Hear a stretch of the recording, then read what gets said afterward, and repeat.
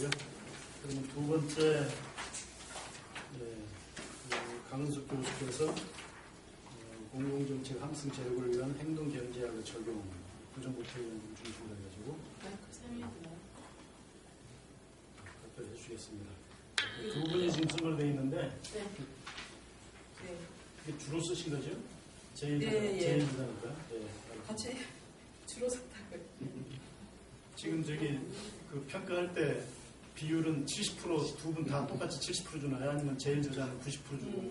제일 저자 90%입니다. 아니요. 농담이요. 똑같습니다. 저요. 얼마? 76%. 제일 저자는? 똑같이 70%. 똑같이. 네. 알았습니다. 뭐 실제 저는 방금 소개받은 한국사회대학교 현행정학과의 교수 강은수입니다. 김종숙 교수님 지금 여기 앉아 계신데 실질적으로 저는 한 5년 전부터 이제 보유제 문제 가지고 연구재단 지원받아서 코 같이 하면서 경제학적인 시각에서 문제를 바라보는 이런 것들을 굉장히 많이 배웠고 같이 연구하고 토론하는 과정에서 생각들을 좀 다듬는 그런 과정들이 있었고 지금 행동경제학은 공유제 문제를 연구하다가 인간의 이제 비합리성 전에 제한된 합리성 얘기들을 그 오스트롬의 논리석에서 하게 됐고 또 그러다가 보니까 이제 비합리성의 문제들을 자연스럽게 이야기하게 됐고 그러면서 행동경제학 쪽에서 이런 인간의 비합리성을 다루고 있다는 걸 알게 돼서 그것과 관련된 이제 공부를 이제 같이 하게 됐고 지금 하고 있는데요. 행동경제학은 작년부터 공부를 시작했기 때문에 사실상 제대로 아는 바가 많지 않은 저도 아직까지 공부하고 있는 단계여서 오늘 이제 말씀드리고 싶은 건 제가 잘 알아서 말씀드리는 게 아니라 같이 이제 문제를 좀 제기를 하고 같이 한번 고민을 해보자. 그리고 같이 상호 학습을 하는 그런 과정이라고 생각을 하고 좀 들어주셨으면 좋겠습니다. 그리고 두 명이서 이제 작성하다 보니까 제가 주로 쓴 부분이 있고 김종숙 교수님께서 주로 쓴 부분이 있는데 전체적으로 잘 다듬으려고 했는데도 불구하고 서술하는 방식이나 문체라고 해야 될까요? 그게 조금 달라서 읽을 때 좀 조금 다른 느낌이다라는 그런 생각이 드실 수도 있는 부분이 있는 것 같습니다. 그리고 꼼꼼하게 다듬는다고 했는데도 아까 고유 교수 말씀처럼 저도 참고문헌에 빠진 게 지금 있고요. 또 지금 들여다보니까 오타도 몇 군데 이제 발견이 되고 있습니다. 이거는 좀 더 다듬어서 다음에 학술지에 게재하는 좀 더 완결된 논문으로 만들도록 하겠습니다. 오늘 제가 이제 발표할 주제는 행동경제학 기본적으로 인간의 비합리성에 좀 초점을 맞추어서 우리가 신고정한 경제학에서 인간은 이기적이고 합리적인 존재다라고 얘기를 하고 논의를 전개해 왔었는데 실제로 거기에 기초해서 이제 예측을 한 결과대로 나타나지 않는다라는 거죠. 왜 그런가를 이제 다시 이제 거슬러 올라갔을 때 인간을 과연 합리적이고 이기적인 존재라고만 할 수 있을까? 그리고 우리가 곳곳에서 이제 여러 가지 비합리적인 모습들을 보여주고 있는데 이런 인간의 비합리성을 제대로 들여다보는 것 이것이 이제 합리성만 가지고 완전한 합리성만 가지고 설명하지 못하는 것들을 좀 보완적으로 설명이 될 수 있지 않은가라는 그게 저는 행동경제학 기본 입장이라고 생각을 하고 있습니다. 기존의 이제 주류 경제학을 정복시켜서 뒤집자라는 것이 아니라 주류 경제학이 설명해내지 못하는 것들을 추가적으로 설명해냄으로써 이제 인간이 상호작용을 통해서 만들어내는 사회현상을 좀 더 잘 설명해내고 예측할 수 있다는 거고요. 그리고 우리가 일반적으로 비합리성이라고 얘기를 하면은 인간의 비합리성이라는 거는 굉장히 무작위적으로 랜덤하게 발생이 되고 있고 거기에 규칙도 없고 이런 거라고 이제 생각하기 실상인데 실제로 우리의 어떤 비합리성을 잘 들여다보면 이제 일정한 패턴이 발견이 된다는 거죠. 패턴이 발견이 되면 그걸 가지고 우리가 예측을 할 수도 있는 것이고 그리고 이제 비합리성이라고 하는 것이 그 일정한 패턴을 보여주는 것을 행동경제학에서는 휴리스틱이라고 얘기를 하고요. 휴리스틱으로 인해서 거기에 따라서 의사결정을 했을 때 나타날 수 있는 판단이나 선택의 오류를 바이어스라고 얘기를 하는 거죠. 그래서 이제 그런 부분을 한번 지난번에는 원자력 에너지 정책을 가지고 들여다봤고요. 이번에는 그러니까 부정부패 연구를 이런 행동경제학의 틀을 가지고 한번 들여다보면 우리가 그동안 부패 현상을 들여다봤을 때 간과했거나 들여다보지 못했던 거를 좀 들여다볼 수 있지 않겠는가라는 생각을 했습니다. 이제 그런 생각을 한 구체적인 이유는 댄 에리얼리라고 미국의 청년자죠? 경제학자인가요? 예.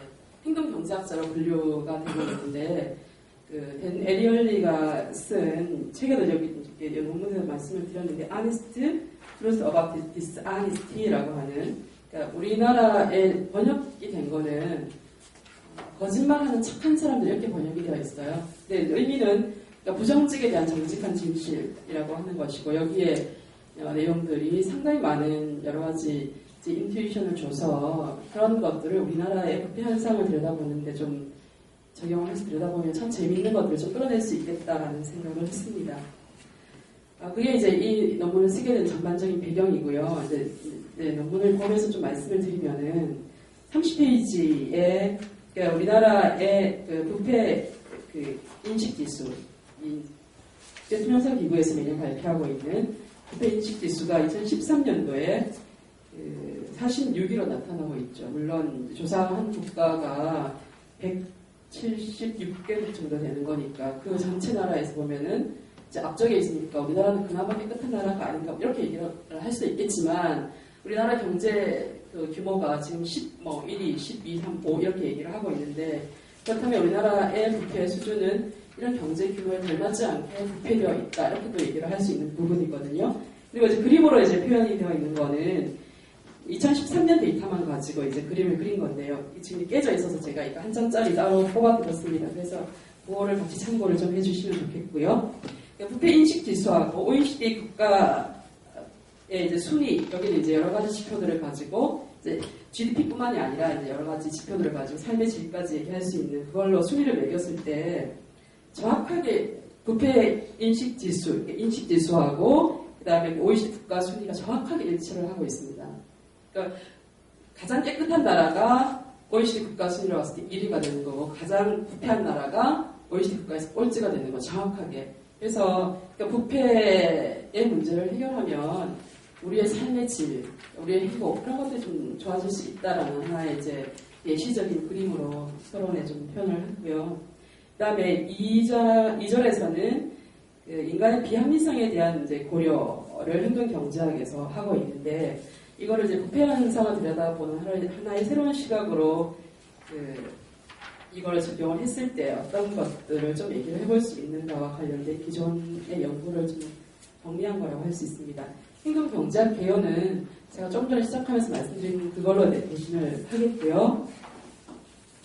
그 다음 33페이지에 보시면 아까 이제 행동경제학에서 인간의 이제 이런 비합리적인 속성하고 또 어떤 측면에서는 비성이 가지고 있는 여러 가지 요소들 또 그것이 가지고 있는 부정적인 측면뿐만이 아니라 긍정적인 영향 이런 것들을 주목을 해서 그것을 좀 합리적으로 이용하는 방법을 한번 이제 나름대로 모색을 해보자라는 것이 에리얼리의 기본적인 아이디어라고 얘기를 할 수 있는데 부정부패와 관련해서 에리얼리가 연구한 거에 잠정적인 결론은 35페이지에 이제 그 중간에 세 가지로 요약을 했습니다. 그 내용은 첫 번째가 사람들의 행위는 경제적 동기에 의해서 100% 영향을 받지 않고 도덕성에 의해서 좌우되는 측면이 있다 이런 얘기고요.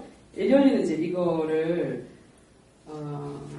경제적 동기를 이 사람은 financial motivation이라고 이제 표현을 하고 있고 그다음에 도덕성은 ego motivation 이렇게 표현을 하고 있습니다. 그 의미는 그렇게 이해를 하시면 될 것 같고요. 두 번째는 사람들은 때때로 부정한 행동을 하지만 그 크기는 이기적이고 합리적인 동기에 의해서 예측된 양만큼은 되지 않는다라는 거죠.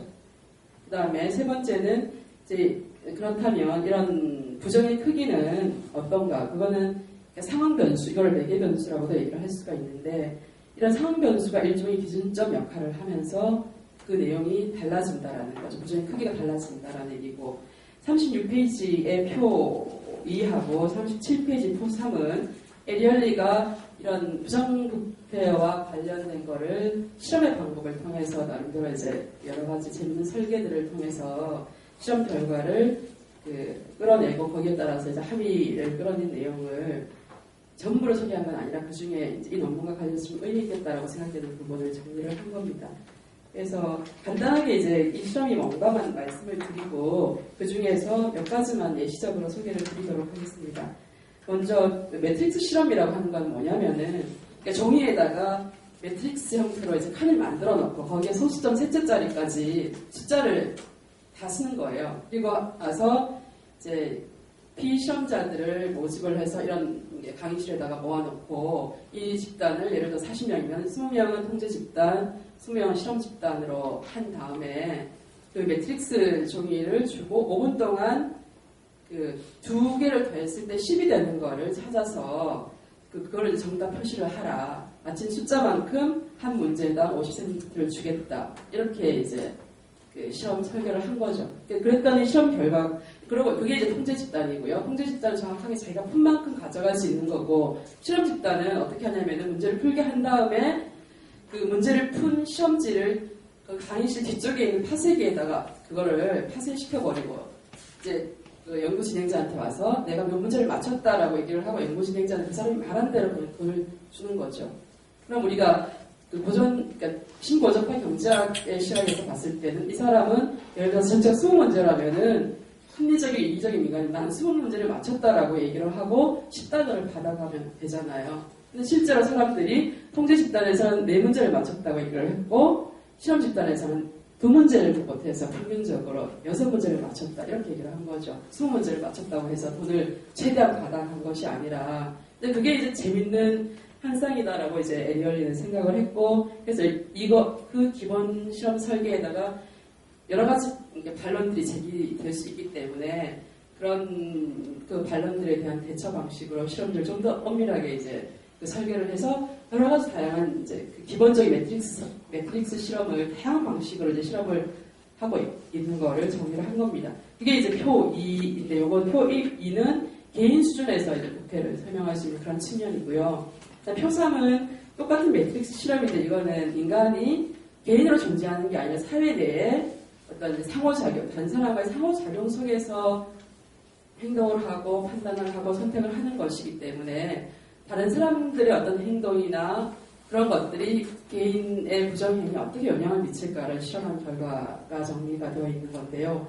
이제 이 논문과 관련해서는 표 3이 조금 더 유의미하다라고 얘기를 할 수 있습니다. 이것도 이제 간단하게 설명을 드리면은, 요거는 첫 번째 표 2에 대한 2의 실험은 미국 MIT 학생들을 대상으로 했던 거고요. 표 3은 미국의 카네기 멜론 대학 학생들을 이제 상대로 이제 실험을 한 겁니다. 그래서 이거는 좀 시간이 조금 더 길어서 마침 실험 숫자는 좀 다르지만 여기서 이제 재밌는 함의들을 좀 끌어낼 수 있는데 첫 번째 그러니까 표 3의 실험 설계 1-6을 보면 통제 집단은 아까처럼 그대로 두는데 다만 여기서 뭐가 달라지냐면은 돈을 어떤 봉투에다가 10달러를 넣는데 거기에다 1달러짜리 지폐 18장, 50센트 동전 4개 이렇게 넣어서 이제 토탈 10달러를 두고 이제 맞춘 만큼 가져가라고 하는 그런 방식인 거죠. 이게 보수 지급 방법을 다르게 했을 경우에 직접 이제 실험 진행자가 주는 방식이 아닐 때 이게 부정행위에 어떻게 영향을 미치는가 한번 테스트를 해봤더니 통제 집단에서는 평균 7문제, 이건 이제 맞힌 대로 받아간 거고요. 그다음 실험 집단은 5문제를 풀려서 평균 12문제를 맞췄다고 해서 돈을 받아간 것이고요. 그 다음 실험은 1-7의 경우에는 이건 뭐냐면은 통제 집단은 이제 그대로 둔 똑같은 조건. 이건 실험 집단의 경우에 어떻게 하냐면은 파쇄기 조건, 이제 없애게 하는 것 플러스 같이 이제 시험에 참가한 사람 중에 한 사람한테 어떤 일정한 역할을 부여하는 거예요. 그건 이제 물론 이제 실험 진행자인데 여기 실험 대상자에 포함이 돼서 그 사람이 문제를 풀라라고 딱 시작 이렇게 하고 이제 문제를 풀게 했는데 시작하자마자 시험지를 들고 나와가지고 저 문제 다 풀었습니다 라고 하고 돈을 받아가는 걸 다른 사람이 관측하게 하는 거예요. 그랬더니 이제 그게 다른 사람한테 어떻게 영향을 미치는가를 봤더니 통제 집단 여전히 맞힌 만큼 7문제를 맞췄다고 하는데 실험 집단은 평균 15문제를 맞췄다고 얘기를 한 거죠. 그러니까 8문제를 더 맞췄다고 얘기를 한 거고요. 그래서 이걸 어떻게 해석할까와 관련해서 에리얼리는 이제 그 SMORC라고 하는 것이 단순 범죄자 모형이라고 해서 과거가 아니라 이 주류 이제 부패 현상을 부패를 설명할 때 주류에서는 그러니까 부패를 하는 이유는 부정행위를 하는 이유는 편익. 그러니까 내가 부정행위를 저질렀을 때 어느 순간 편익하고 그다음에 저질렀을 때 적발 가능성과 그 적발됐을 때 처벌 강도 이 비용을 고려해서 편익이 더 크면 부정행위를 한다라고 설명하는 것이 그 SMORC라고 해서 게리 베커가 주장한 합리적 범죄의 단순 모델인데 이렇게 설명할 수도 물론 있지만 두 번째 방식, 그러니까 다른 사람의 행동을 준거 틀로 삼아서 도덕성이 범주 안에서 영위될 수 있는 한계를 다른 사람의 행동을 보고 자기 스스로 이제 재규정을 하는 것이 아닌가 이렇게 해석할 수 있다라고 생각을 한 거죠. 그렇게 하고 이제 그 다음에 어떤 실험을 했냐면 이번에는 메도프 조건 이게 이제 여기서 메도프라는 건 사람 이름이에요. 이제 그러니까 메도프 조건이라고 이름을 붙인 거고요. 이제 그런 역할을 하는 사람을 거기다가 이 사람이 이번에는 이제 그 속에 있으면 실험 집단 속에 있으면 질문을 하는 거예요. 예를 들어서 제가 하나도 못 맞추는데 다 맞췄다고 거짓말하고 돈을 다 받아 주실 겁니까? 이렇게 이제 물어보면 실험 진행자가 예 물론 다 드립니다. 말씀하신 대로 이렇게 이제 말하게 하고 시작을 했더니 통제 집단 당연히 7문제 맞춘 만큼 받아가는데 실험 집단은 10문제라고 해서 줄어든 거예요. 오히려 3문제. 아까는 15문제, 8문제를 풀렸는데 이번에 오히려 3문제를 풀리는 걸로 나타났다라는 거죠. 이거는 이제 사람들이 다른 사람의 비도덕적인 행동을 의식을 하게 되면 자신의 도덕성을 되돌아보게 되고 그래서 오히려 조금 더 정직해진다라는 거죠. 재미있는 현상이지만 그 다음에 1-9 같은 경우에는 이 아까 메도프 역할을 하는 사람을 여기 카네기 멜론 대학생들을 상대로 했는데 그 피츠버그 대학교 스웨터를 입게 하고 그 사람이 이제 그런 역할을 하게 했더니 더 줄어든 거예요. 이제 통계 집단은 원래는 7문제인데 시험 집단은 9문제 이렇게 이제 피츠버그 대학생은 카네기 멜론 대학생보다 좀 더 부패하다. 자기 집단 아니고 이 집단 부계자 집단이라고 이제 차별화를 하게 되면 우리는 최소한 저런 애들보다는 더 좋은 애들이다라고 이제 스스로 그 증거를 다르게 만들어 기준적으로 달리 만들어서 이게 더 줄어들어 부패를 더 적게 하게 됐다라는 거죠. 이게 굉장히 재미있잖아요. 그래서 이제 그러면은 이거를 우리가 어떻게 한번 해석을 해볼 수 있는가와 관련해서 38페이지에 중간쯤에 첫째, 둘째, 셋째로 정리되어 있는 게 있습니다. 그거 잠깐 한번 보시면 좀 이게 우리가 이 실험 결과를 통해서 이제 알 수 있는 것은 우리 주변의 사회적 요인들이라고 하는 것이 전혀 다른 방식으로 작동할 수 있다라는 거죠. 그래서 이런 거를 우리가 알게 되면 부정행위를 어떻게 통제할 건가 관련된 그런 함의들도 좀 끌어낼 수 있는 거고요. 그래서 첫 번째, 부정행위는 일상적인 현상일 뿐만이 아니라 전염성이 있고 또 주변 사람들의 나쁜 행동에 의해서 촉진될 수 있다라는 것. 두 번째, 마치 감기처럼요. 그 다음에 부정행위를 한 사람이 우리가 속한 사회 집단에 이뤄질 때 우리는 그 사람을 자신과 동일시를 하고 그 결과 부정행위는 사회적으로 더 쉽게 용인이 된다. 우리가 마치 관행으로 다른 사람도 그렇게 하니까 이 정도는 나는 관행으로 해도 된다라는 생각을 좀 쉽게 한다라는 거고요. 세 번째, 부정행위를 저지른 사람이 부계자이다. 아까 메도프 조건, 부계자 메도프 조건이요. 그런데 우리는 그 사람의 부정행위를 그 사람과 동일한 방식으로 함량하지 않고 더 나아가서 그 부도덕한 사람 및 그 사람이 속한 도덕성이 떨어지는 집단과 차별성을 드러내는 연장선에서 좀 더 도덕적으로 바뀌게 된다라는 거죠. 그래서 여기서 이제 부정행위, 이런 실험 결과는 부정행위를 포함해서 사람들이 자신의 행동이 어디까지 연결될 수 있는지 그 범위를 결정할 때 주변 사람들이 얼마나 결정적인 역할을 할 수 있는가 이런 것들을 이제 보여주는 굉장히 재미있는 실험 결과라고 얘기를 할 수 있습니다. 그것을 이제 다시 정리한 것이 표사가 되고요. 그 다음에 39페이지부터는 약간 행동경제학 얘기가 아니라 다른 얘기가 좀 추가가 됐는데 이거는 행동경제학에서 부패를 들여다보는 방식은 사회의 어떤 구조의 문제라거나 그 다음에 지금 일어나고 있는 부패 현상을 과거의 어떤 역사적인 과정 속에서 형성되어 온 그런 문화적인 측면들이 있다라는 것들을 이제 보지 못하는 것이 아닌가라는 생각이 들어서 실제로 우리가 이제 부패 문제를 제대로 진단하기 위해서는 행동경제학에서 얘기하는 것들도 굉장히 의미하지만 이것만 가지고 제대로 내지 못하는 것들을 이제 같이 들여다보면 좀 더 의미 있는 어떤 그 정책적인 처방들을 좀 제시할 수 있지 않겠는가라는 그런 입장에서 정리를 한 거고요. 그래서 그 새로운 다양한 시각으로 행동 경제학 말고 여기 추가적으로 소개된 것이 역사적 신제도주의 관점. 그다음에 41페이지에 합리적 선택 신제도주의. 둘 다 이제 신제도주의의 그 역사학파하고 합리적 선택학파 이쪽 얘기고요. 그다음에 43페이지에 진화적 게임 이론의 시각. 이게 이제 새로운 입장 시각이고요. 마지막에 46페이지에는 행동경제학은 그렇다면 부패와 관련해서 우리 사회에서 이제 어떤 얘기들을 좀 해줄 수 있는가 이런 내용들이 정리가 되어 있습니다.